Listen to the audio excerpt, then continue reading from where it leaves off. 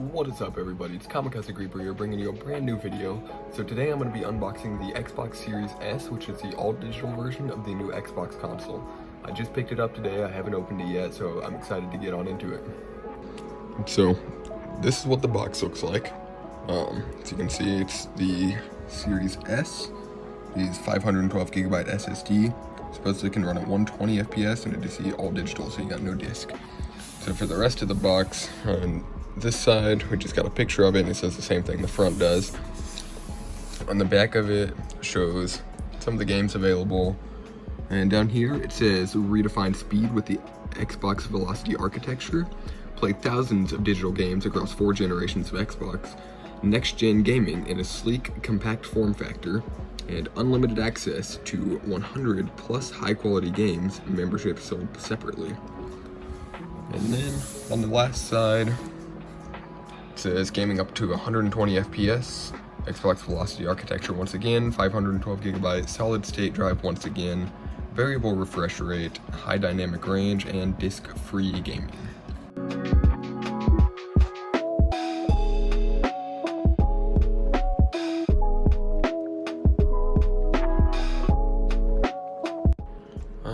This is me opening it for the first time. I've not seen the inside of it yet.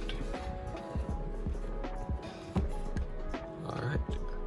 Power your dreams. Xbox. Alright, let's get this bad boy out of here. So, the first thing I notice is that it is very small, which I'll bring out the Xbox One S for comparison here in a little bit. But let's see what else is in the box. And in the box, we have a Xbox Quick Start Guide. Very basics, giving you the Xbox app to set it up, and it tells you how to install batteries and pair your controller. Inside this little pocket up here, we've got the power cable right here. We've got the high-speed HDMI cable. Have a product guide and with the warranty. Don't know if there's really going to be anything useful in there. And up here, I'm going to say this is the controller, which is very nice. And that is everything in the box. So put the controller over there. Alright, let's get this bad boy unwrapped. Looks like it's just this paper here, and there's one piece of tape holding the side here. We should be able to get it on out. Oh, there's more tape here. I think after this one, we'll be able to just slide her on out. And here's what this looks like out of the package. So it's a very nice, very slender. Looks like it has on this side here, it's got a rubber foot in each corner, but it also has on the bottom down here rubber feet, so you can stand it up vertically if you would like, or you can lay it down flat. Looks like it is a personal choice there. On the back here, we have a hole for the power adapter. We've got the storage expansion card, which is, as far as I know, it is specific to this Xbox. Got HDMI output, 2 USB, I would like to say those are 3s, but hard to tell if they're not blue, and a Ethernet LAN port for the controller. Got one piece of tape over here, and also, sorry, I'm doing this one-handed to hold the camera up. There is the controller there. It looks like there are 2 batteries still inside of it. So the controller is very similar to the last gen controllers, except the one thing I'm noticing here is, I don't know if we'll be able to pick this up on camera, but the quarter panels here and even the back of it have a nice textured finish, a lot grippier than the Xbox One controller.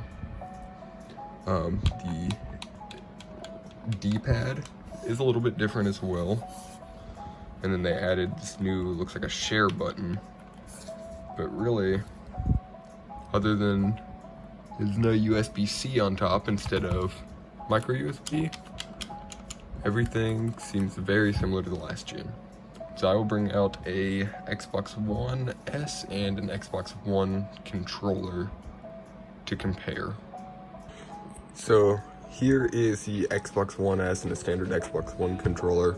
I no longer have the white one that came with it, so it doesn't match.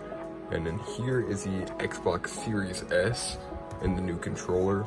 And as you can tell, there's quite a substantial size difference here. So if I take this and just set it on top, try to line up the corners as best as I can, it did shave off a lot of the size. And I think a big part of that has to do with not having a disc tray. As for the controllers, really the main difference I see is there is the extra share button there that is not present on this one. And the D-pad looks a little bit different, but they feel pretty similar. The new controller is a little bit more tactile. That goes for the bumper buttons as well.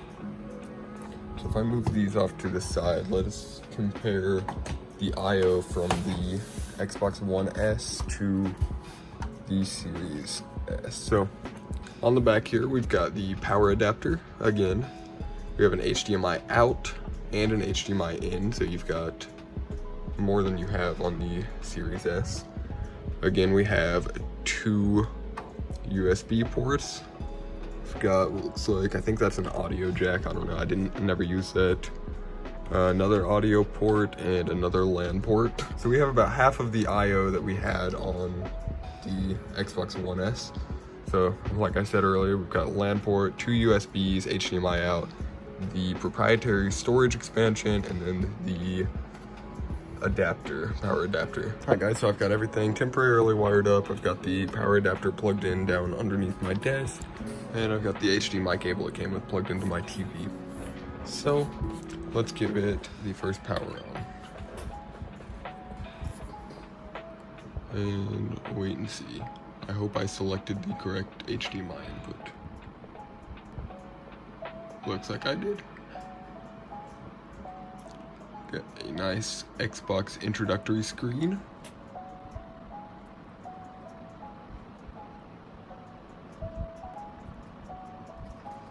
So I'm going to set this up real quick and I will be right back to you guys. Alright guys, so after doing the setup on my phone, which is very simple, it took about 3 minutes maybe, not even.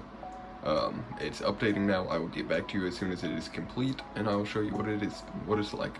Alright guys, it's been 10-15 minutes and the update is now complete. Everything is ready. So it's wanting me to turn on my controller, so here goes.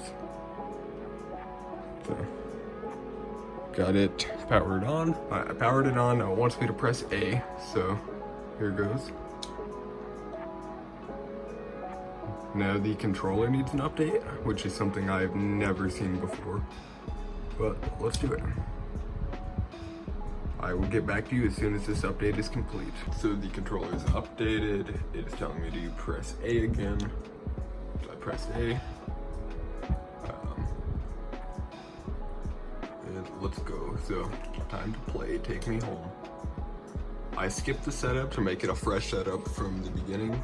I think all I did on there was it asked if I wanted to install some apps already, so it should have some entertainment apps already downloaded.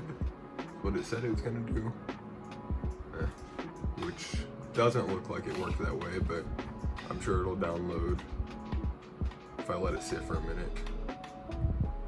But this is the operating system. Looks pretty good. So you can add stuff to your home screen. You can go through like community, find community posts and people. This is events for games, it looks like. Your entertainment apps, so your video watching apps like Disney Plus and Netflix, and Microsoft Store, where you can get new games and applications, install whatever you'd like to do. Like I said, it's compatible So your Game Pass screen, I am personally someone that pays for Game Pass. I pay for Game Pass Ultimate for the Xbox Live and the Game Pass. And otherwise, seems pretty solid. So you got your settings up here, assistant, you can get accessories it looks like, community, and then let's see what happens when I click customize down in the bottom corner. So yeah, you can change up everything on here it looks like, which is pretty cool. Change your background. So let's see here. So yeah, you can change your color. It looks like there's quite a few options. I'm gonna go with this purple color just to see what it looks like.